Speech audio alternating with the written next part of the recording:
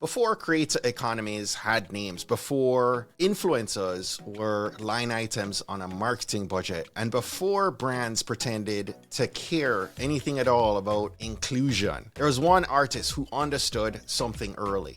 That if culture drives demand, then ownership decides who wins. I am Black Success.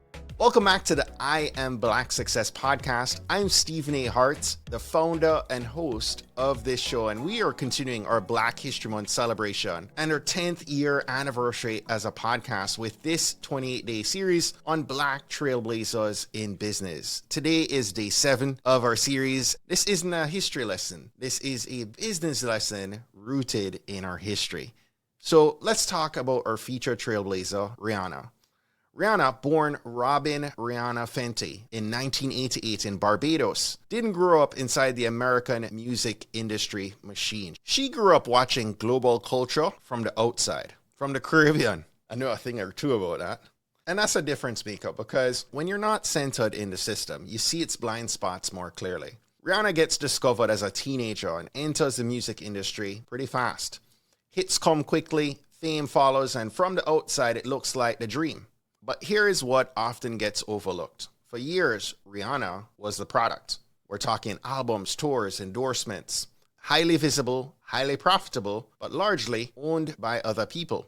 And instead of rebelling loudly, she paid attention. She watched how brands used her image. She noticed who benefited most from her influence. Then came the shift. In 2017, Rihanna launched Fenty Beauty. And this is not just another celebrity brand story. She doesn't start with fragrance or merch. She starts with a problem the industry had largely ignored. Most beauty brands did not serve a wide range of skin tones, especially not at the highest quality level. Rihanna didn't pitch inclusion as a charity. She positioned it as an unmet demand. And so Fenty Beauty launched with 40 foundation shades. And instead of slowly expanding later, she started right there. The message was clear. This isn't an add-on. This is a standard. And the market responded immediately. Lines around the block, record-breaking sales, an industry that was now forced to follow. Not because Rihanna was famous, but because she built something people had been waiting for. Now, here's the business move that matters most. Rihanna didn't just license her name. She structured real ownership. Fenty wasn't built as a side project. It was built as a brand with infrastructure, distribution, and a long-term vision.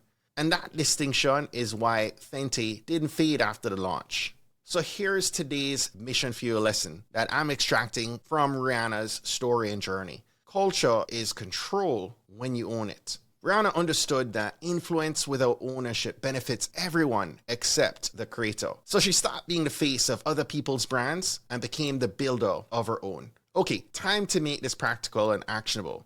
Let's ask ourselves some questions. Number 1, what part of your identity, experience, or perspective resonates most with your audience? Don't just look at what's trendy. Stick with what's true.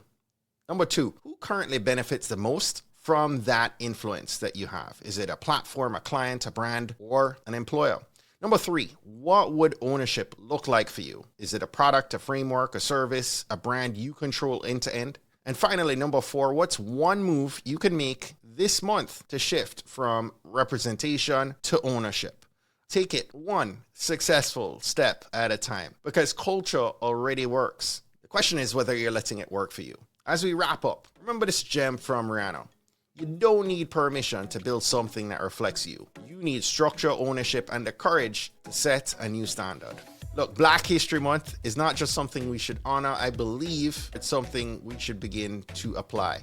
Join me tomorrow as we talk about a man who understood capital as power long before it was fashionable. We are talking about Mr. Reginald F. Lewis.